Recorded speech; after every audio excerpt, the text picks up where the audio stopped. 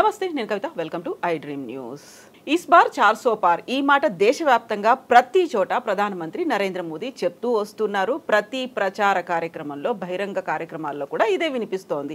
ఇదే మాట ఆంధ్రప్రదేశ్లో జరిగినటువంటి ప్రజాగళం సభలో కూడా వినిపించింది. అయితే ప్రత్యేకంగా ఆంధ్రప్రదేశ్ గురించి ఎందుకు మాట్లాడలేకపోయారు? అక్కడ పొత్తులో భాగమైనటువంటి టీడీపీ, జనసేన, బీజేపీ ఆంధ్రప్రదేశ్ గురించి ఎందుకు మాట్లాడట్లేదు? ప్రస్తుతం మనతో పాటుగా ఉన్నారు కాలమిస్ట్, సీనియర్ జర్నలిస్ట్, సైకాలజిస్ట్ విశేష్ గారు. నమస్కారం అండి. సో ప్రజాగళం సభ, ఫస్ట్ సభ, వెరీ ఫస్ట్ సభ ఆఫ్టర్ అనౌన్సింగ్ కూటమి. ఓవరాల్గా చూసిన తర్వాత ఏమనిపించింది మీకు? అంటే నేను ఓపెన్గా మాట్లాడితే ఒక ముద్ర వేస్తారు వైఎస్ఆర్సీకి అనుకూలం అని చెప్పేసి. అనుకున్నా వాళ్ళు ఎన్ని అనుకున్నా కానివ్వండి, టోటలీ డిసప్పాయింటెడ్ మీటింగ్. జనాలు ఎంత పెద్దగా ఆశించిన మొత్తంలో వచ్చినట్లు నాకైతే నాకు కనిపించలేదు. ఎందుకంటే నేను కావాలనే TV5 ABNలోనే చూశాను. ఎందుకంటే సాక్షిలో చూస్తే మళ్ళీ వాళ్ళు ఎలాగూ తక్కువ మంది చూపిస్తారు కాబట్టి బ్యాక్ నుంచి తీస్తారు. సో అందుకని ABN, TV5లోనే చూశాను. సో ఆశించినంత మంది అయితే వచ్చినట్టు నాకు అనిపించలేదు. Okay, it's good enough. కాకపోతే 3 పార్టీలు కలిసి ఏర్పాటు చేస్తున్న మొదటి సభకి స్థాయిలో అయితే ప్రజలు రాలేదు. ఆ స్థాయిలో సభ జరగలేదు. ఆ స్థాయిలో ప్రజల నుంచి కూడా ఆ రెస్పాన్స్ అనేది నాకు కనిపించలేదు. ఎందుకంటే మనము it is always a comparison. So ఇంతకు ముందే మనం సిద్ధం సభలు చూసాం వైఎస్ఆర్సీపీవి. దానికి పోటీగా ఇప్పుడు యువగళం సభలు, జనగళం సభ కదా, ప్రజాగళం సభలు చూస్తున్నాం. సో ఈ రెండింటి కంపేర్ చేస్తాం ఆటోమేటిక్గా. అక్కడ అంత నాయకులు మాట్లాడింది కూడా, ఇప్పుడు మేము అధికారంలోకి రావాలి అంటే జెండాలు వేరైనప్పటికీ ఎజెండా మాత్రం ఒకటే. ఆ ఎజెండా ఏంటో క్లియర్గా చెప్పినప్పటికి కూడా ఎందుకని మేము మీ వైపు చూడాలి, ఇప్పుడున్నటువంటి జగన్ కాకుండా ఎన్డీఏ వైపు లేకుంటే మీ కూటమి వైపు మేము రావాలంటే ఉండేటువంటి ఒక ప్లస్లు ఏముంటాయి అందులో? అది అనౌన్స్ చేశారా? బేసిక్గా చంద్రబాబు నాయుడు గారు, పవన్ కళ్యాణ్ మర్చిపోతున్న విషయం ఏంటంటే, జగన్మోహన్ రెడ్డి తిడితే ఓట్లు రావు. కేవలం జగన్మోహన్ రెడ్డి తిట్టినంత మాత్రాన, వైఎస్ఆర్సీపీ తిట్టినంత మాత్రం ఓట్లు రావు. నువ్వేం చేస్తావో చెప్పాలి. జగన్ తప్పులు చేశాడు, 100 తప్పులు చేశాడు. నువ్వు చూపిస్తున్నావు ఈ తప్పు అని చూస్తున్నావు. దాన్ని నువ్వు ఎలా సరి చేస్తావు? నువ్వు వస్తే ఏం చేస్తావు? నువ్వు వస్తే ఏం చేస్తాన విషయం చెప్పకుండా నువ్వు ఎన్ని ఆరోపణలు చేసినా కానీ అది ఆరోపణలే అవుతాయి తప్ప అవి నీకు ఓట్లు తీసుకురావు. ఎందుకు చెప్తున్నా అంటే, ఇప్పుడు కొంతమంది నాయకులు మనం ఇంకా కూడా న్యూస్ పేపర్ ఏజ్లోనే ఉన్నామని అనుకుంటూ ఉన్నారు. కానీ we are in digital age, we are in social media ఏజ్లో ఉన్నాం మనం. ఏ రోజు ఎక్కడ ఒక విషయం జరిగింది అని అంటే ఇమ్మీడియట్గా అది సోషల్ మీడియాలో వచ్చేస్తుంది, వైరల్ అయిపోతుంది. సో మీరు పేపర్లలో రాసి, అంటే ఏది ఈ సభకు జనాలు రాలేదని కానీ, అదే సిద్ధం సభలకు జనాలు రాలేదని రాయొచ్చు, లేకుంటే ప్రజాగళం సభకి విపరీతంగా వచ్చారని రాయొచ్చు పేపర్లో. కానీ మీడియా, సోషల్ మీడియా దాన్ని నువ్వు మోసం చేయలేవు, వెంటనే వీడియోస్ వచ్చేస్తాయి. ఇంకొకటి, there is no substitute to your experience. మీరు ఏదైనా మోసం చేయగలరు కానీ ఒక వ్యక్తి యొక్క పర్సనల్ ఎక్స్పీరియన్స్ని ఎవ్వరూ మోసం చేయలేరు. సపోజ్ ఇప్పుడు జగన్మోహన్ రెడ్డి ప్రభుత్వం, వైఎస్ఆర్సీపీ ప్రభుత్వం వల్ల గ్రామాల్లో లబ్ధి పొందుతున్న వాళ్ళు ఉన్నారు. నువ్వు 100 అబద్ధాలు రాయి పేపర్లో, 100 రకాల ప్రచారం చేసుకో, అతని ఎక్స్పీరియన్స్ నువ్వు మార్చలేవు. నా కళ్ళ ముందు కనిపిస్తోంది అతని ఎక్స్పీరియన్స్, అది పర్సనల్ ఎక్స్పీరియన్స్ అనేవి చాలా స్ట్రాంగ్గా ఉంటాయి. అది ఒక అమ్మ ఒడి పొందిన మహిళ కావచ్చు, లేకుంటే ఇప్పుడు 3,000 రూపాయల పెన్షన్ తీసుకున్న వృద్ధురాలు కావచ్చు, లేకుంటే ట్యాబ్ అందుకున్న స్టూడెంట్ కావచ్చు. వాళ్ళ ఎక్స్పీరియన్స్ నువ్వు తప్పుడు వార్తలతోనూ తప్పుడు కథనాలతోనూ నువ్వు మార్చడం అసాధ్యం. Psychologically they are so strong because they are their personal things, personal experience. ఈ విషయం మర్చిపోతున్నారు. ఈ విషయం నాయకులు మర్చిపోయి మనం మీడియాని మేనేజ్ చేయడం ద్వారా మనము ఎలాగైనా కానీ వాళ్ళ మనసుల్ని మ్యానిపులేట్ చేయొచ్చు అనే ఒక భ్రమల్లో ఉన్నారు. ఈ భ్రమలు అనేవి ఖచ్చితంగా వాళ్ళకి ఎదురు దెబ్బ కొడతాయని నా అంచనా. ఏం చేయాలంటే వాళ్ళు, బాబు జగన్మోహన్ రెడ్డి ఇక్కడ తప్పులు చేశాడు, తప్పులు చేయలేదని అనలేదు. ఇప్పుడు ఏ ప్రభుత్వం అయినా కానీ ఇచ్చిన హామీలు 100% నెరవేర్చడం అసాధ్యం. ఓకే, ఏవో కొన్ని వైఎస్ఆర్సీపీ ప్రభుత్వంలో కూడా చేయని పనులు ఉన్నాయి, లేవనేం కాదు. వాటిని నువ్వు ఎత్తి చూపుతూ నువ్వేం చేస్తావో చెప్పాలి. నిన్న ప్రజాగళం సభ తీసుకుంటే, బహిరంగ సభ, పవన్ కళ్యాణ్ ఏమో జగన్మోహన్ రెడ్డిని తిట్టంతో సరిపెట్టాడు. అందులో వాళ్ళు ఏం చేస్తారు, పవన్ కళ్యాణ్ ఎప్పుడూ కూడా, ఇప్పుడే కాదు, ఆ వారాహి సభల్లో కానీ ఇంకో సభలో కానీ అతను విమర్శించడమే తప్ప మా కూటమి లేకుంటే మేము అధికారంలోకి వస్తే ఏం చేస్తామనే విషయం ఎక్కడ చెప్పడంలా. ఒకటి. ఇక చంద్రబాబు నాయుడు గారు అయితే పూర్తిగా మోడీ గారిని ఆకాశంలోకి ఎత్తడం సరిపెట్టాడు. ఆయన మోదీ గారిని ఆకాశం ఎత్తి, మోడీ గారు అపర అంశ, లేకుంటే ఆయన భారతదేశాన్ని 3వ స్థానంలో తీసుకొచ్చాడు, విశ్వగురుగా మారుస్తున్నాడు అసలు అని మోడీ అని చెప్పేసి అసలు ఆయన ఉపన్యాసంలో 35% అదే ఉంది. సో కానీ ఎక్కడ కూడా ప్రధాన సమస్యలైన విశాఖ ఉక్కు కానీ, లేకుంటే స్పెషల్ స్టేటస్ కానీ, పోలవరం కానీ, లేకుంటే ఇంకోటి కానీ ఏది కూడా ప్రస్తావన లేదు. రైట్. ఇక అతి ముఖ్యమైన వక్త మోదీ. ఆయన మాట్లాడిన మాటల్లో కూడా ఎక్కడా కూడా ఆయన ఎన్డీఏలోకి టీడీపీ వచ్చిందని చెప్పాడే తప్ప టీడీపీ దగ్గర మేము కొట్టమని చెప్పలా. మీరు గమనించండి. ఇప్పుడు యాక్చువల్గా ఏపీ వరకు వచ్చేసరికి టీడీపీతో ఈ 2 పార్టీలు జతకట్టాయి. టీడీపీ ప్రధాన పార్టీ, దాంతో జనసేన బీజేపీ జతకట్టాయి కదా. కానీ ప్రధానమంత్రి మాటల్లో మాత్రం టీడీపీ వచ్చి మా ఎన్డీఏలో కలిసి చెప్పాడు తప్ప మేము చంద్రబాబు కలిసి అని చెప్పలే ఎక్కడ కూడా. అలాగే ఆయన మేము గెలుస్తామన్నాడు తప్ప ఆంధ్రప్రదేశ్ గురించి చాలా తక్కువ ప్రస్తావించారు ఆయన. అందులోనూ వైఎస్ఆర్సీ ప్రభుత్వం పైన ఒక విమర్శ చేశాడు. ఇక్కడ మంత్రులు కూడా అవినీతిలో పోటీ పడుతున్నారని చెప్పేసి పోటీ చేస్తే తప్ప అంతకు మించిన విమర్శ లేనే లేదు. ఓకే, మొత్తంగా అయితే ఇది అనుకున్న అంటే వాళ్ళ మధ్యలో సఖ్యత అనేది మనస్ఫూర్తిగా లేదు అనే విషయాన్ని చెప్తుంది. నాకు అర్థమైంది. ఓకే, సో విశేష్ గారు, ఇప్పుడు ఈ నిన్న సభ తర్వాత ప్రధానమంత్రి నరేంద్ర మోదీ ఈరోజు కూడా జగిత్యాల్లో జరిగిన ఒక బహిరంగ సభలో పాల్గొన్నారు. ఆ తర్వాత అంటే ఈరోజు పొద్దున ట్వీట్ చేసింది నేను మీకు చదివి వినిపిస్తాను. 9:45 AM ఈరోజు మార్నింగ్ చదివారు. I will be addressing rallies in Jagtial and Shivamogga today. Later in the evening, we'll join the roadshow in Coimbatore. Be it Telangana, Karnataka or Tamil Nadu, there is exceptional fervor in the NDA's favor. ఇందులో నిన్న వెళ్ళొచ్చిన AP గురించి లేదు, అసలు కేవలం Telangana, Karnataka and Tamil Nadu గురించే మాట్లాడారు ఆయన. నేను చెప్తుంది అదే కదండి. ఇప్పుడు ఆ పొత్తు అనేది బలవంతపు కాపురంలాగా ఉందే తప్ప కలిసి ఇష్టపడి చేసుకున్న కాపురంలాగా లేదు. అది వాళ్ళ కదలికల్లోనూ, వాళ్ళ మాటల్లోనూ, వాళ్ళ ఉపన్యాస ధోరణిలోనూ చాలా స్పష్టంగా మనకు అర్థమవుతుంది. ఈరోజు మోడీ ట్వీట్ నేను కూడా ఉదయం చూసిన తర్వాత నాకు ఇంకా స్పష్టంగా తెలుస్తుంది. ఎందుకనంటే ఒకటండి, పాలిటిక్స్లో విమర్శించడం అనేది సహజం. విమర్శలు ఉండొచ్చు కూడా, విమర్శించాలి కూడా, కానీ అది పర్సనల్ లెవెల్కి వెళ్ళకూడదు.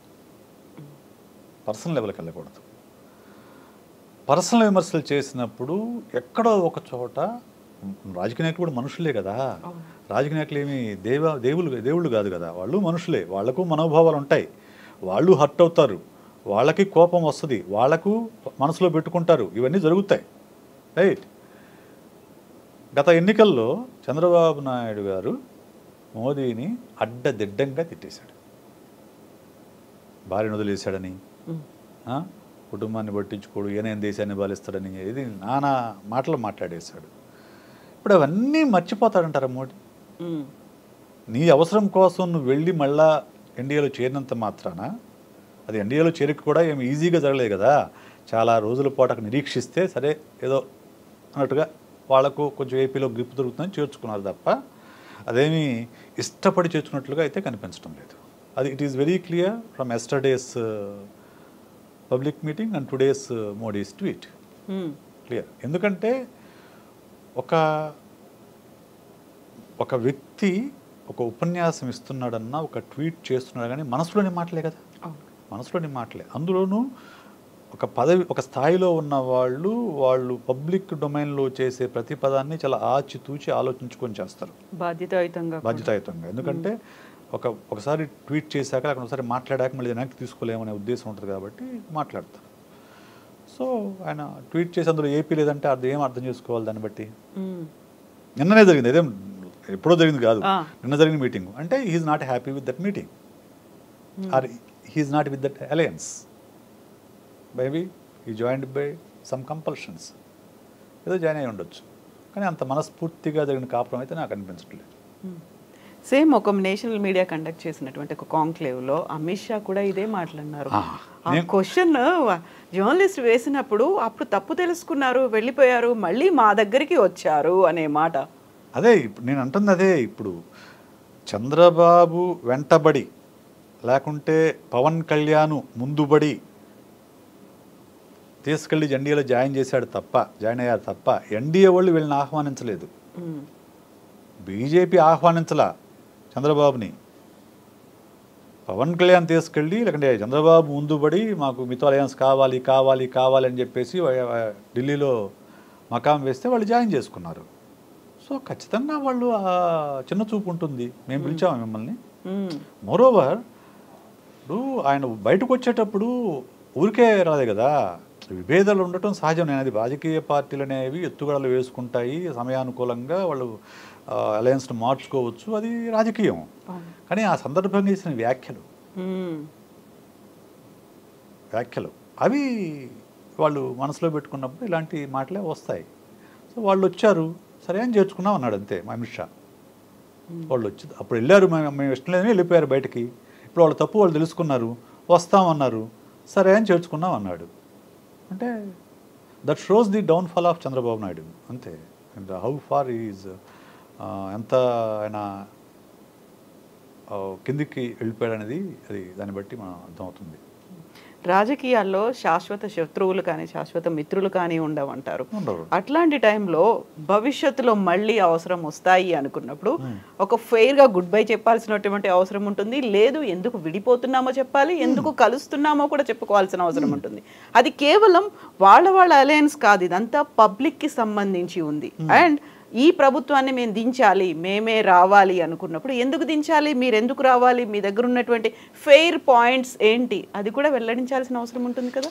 బేసిక్గా వీళ్ళ నాయకులు ఏమనుకుంటున్నారంటే అండి, నాకు అర్థమవుతుంది చంద్రబాబు నాయుడు మాటలు కానీ లేకుంటే పవన్ కళ్యాణ్ మాటలు కానీ లేకుంటే వీళ్ళ మాటలు విన్న తర్వాత నాకు అర్థమవుతుంది ఏంటంటే, మనం మీడియాని మేనేజ్ చేయగలిగితే మనం పవర్లోకి రావచ్చని వాళ్ళు అనుకుంటున్నారు.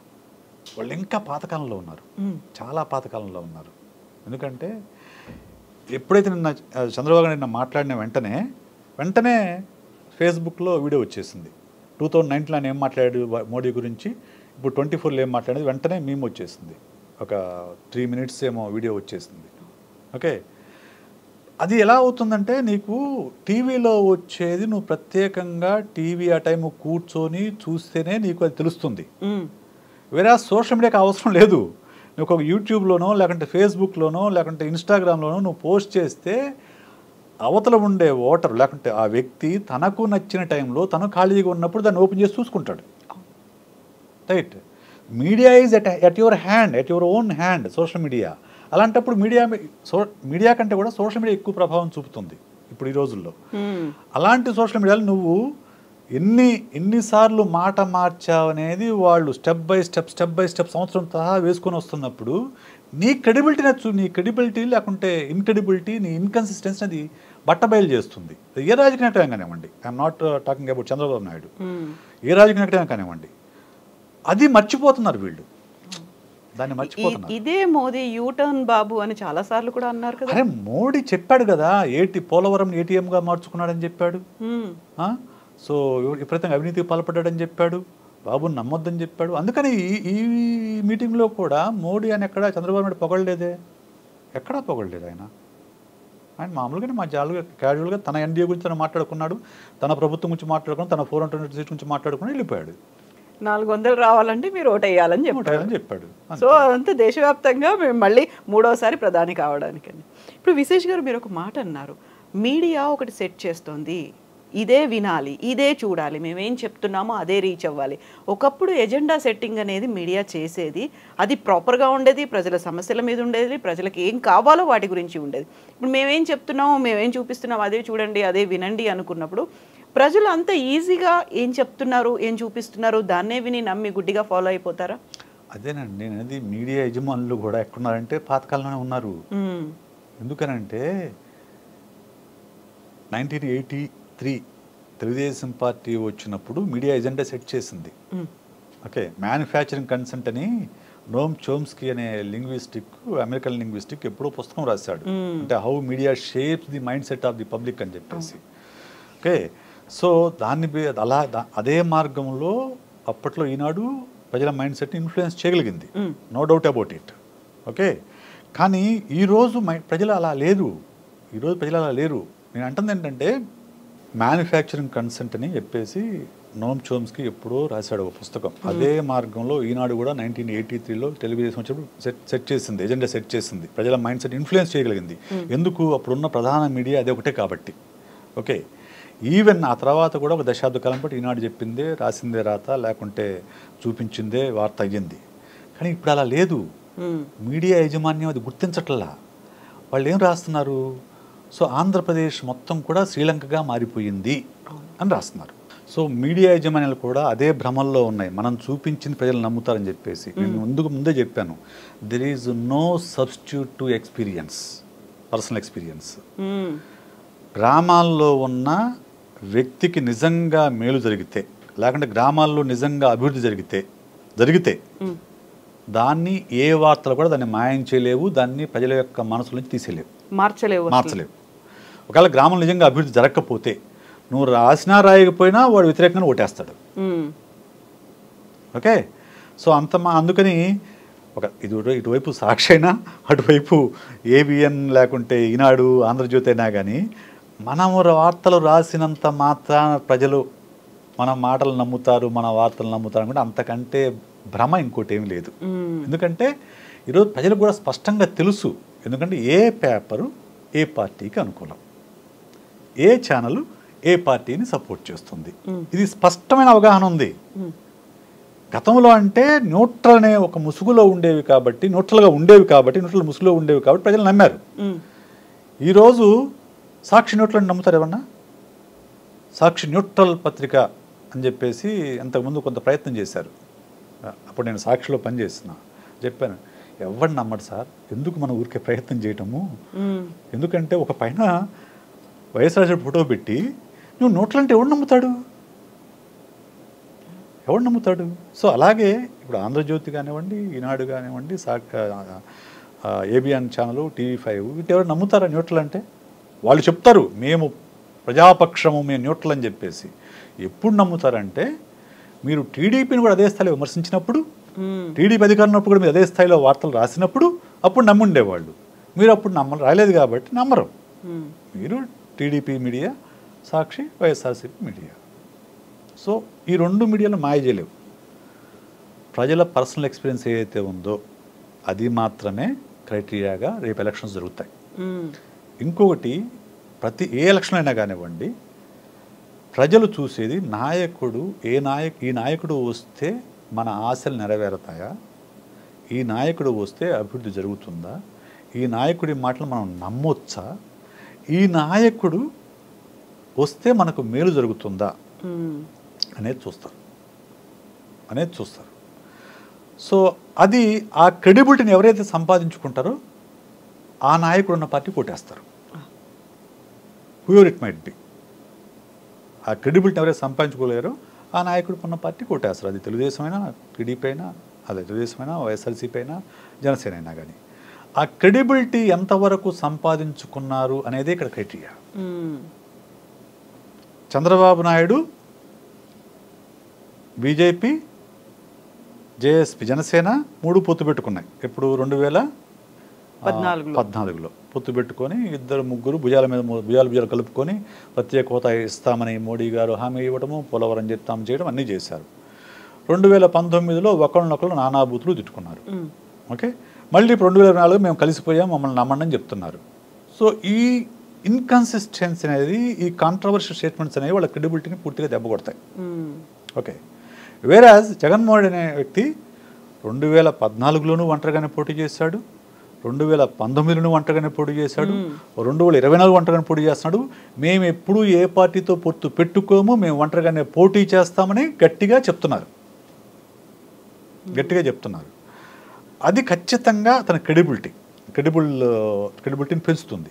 ఇంకోటి ఇక్కడ ప్రధానమైన డిఫరెన్స్ ఏంటంటే రెండు పార్టీల మధ్య, జగన్మోహన్ రెడ్డి నేను నా 5 ఏళ్ల పాలనలో మీకు మేలు జరిగి ఉంటే నాకు ఓటు వేయండి, లేదంటే మీరు నమ్మితే ఓటేయండి, మేలు జరిగింది మీరు నమ్మితే నాకు ఓటు వేయండి, లేకుంటే వేయొద్దని చెప్పండి. ఇంత బోల్డ్ స్టేట్మెంట్ నేను ఈ మధ్య కాలంలో రాజకీయ నాయకుల దగ్గర నుంచి చూడాల. వేరాజ్ 14 ఏళ్ళు ముఖ్యమంత్రిగా పనిచేసిన చంద్రబాబు నాయుడు గారు ఆ మాట అనలేకపోతున్నాడు. నా 14 ఏళ్ల పాలన చూసి మీరు ఓటేయండి అనలేకపోతున్నాడు. అనగలిగితే అప్పుడు బస్తీ మీద సవాల్ అనుకోవచ్చు, సిద్ధమయ్యారని. ఆ మాట ఆయన అనలేకపోతున్నాడు. ఇప్పుడు ఆటోమేటిక్గా సైకలాజికల్ అడ్వాంటేజ్ జగన్మోహన్ రెడ్డికి ఉంటుంది. ఆయన క్రెడిబిలిటీ కానివ్వండి, అతని యొక్క స్ట్రైట్ ఫార్వర్డ్గా అతను అపీల్ చేయడం కానివ్వండి, ఖచ్చితంగా ఈ రోజుకైతే అడ్వాంటేజ్ వైఎస్ఆర్సీపీ ఉందని చెప్పవచ్చు. సో పరిస్థితులు రాజకీయాలు డైనమిక్గా ఉంటాయి, ప్రజల మనసులు ఎలా మారుతాయి అనేది మనం చెప్పలేము. కానీ as a psychologist, as an observer, as I have 25 years of experience in media, నా అంచనా ప్రకారం అయితే ఈసారి పూర్తి అడ్వాంటేజ్ వైఎస్ఆర్సీపీకే ఉంటుంది. ఓకే, బికాజ్ నాకు రాజకీయాల గురించి బేస్ చేసుకుని చెప్పడంలా, నేను కేవలం ప్రజలు ఎలా ఆలోచిస్తారు, ప్రజలు ఏది చూసి ఓటేస్తారు అనే సైకలాజికల్ పాయింట్స్ని మాత్రమే దృష్టిలో పెట్టుకుని ఈ విషయం మాట చెప్తున్నా. సో నాకున్న అవగాహన మేరకు అయితే వైఎస్ఆర్సీపీకి అడ్వాంటేజ్ ఉంటుంది. ఎస్ వి శేష్ గారు, థ్యాంక్ యూ సో మచ్ అండి. Thank you.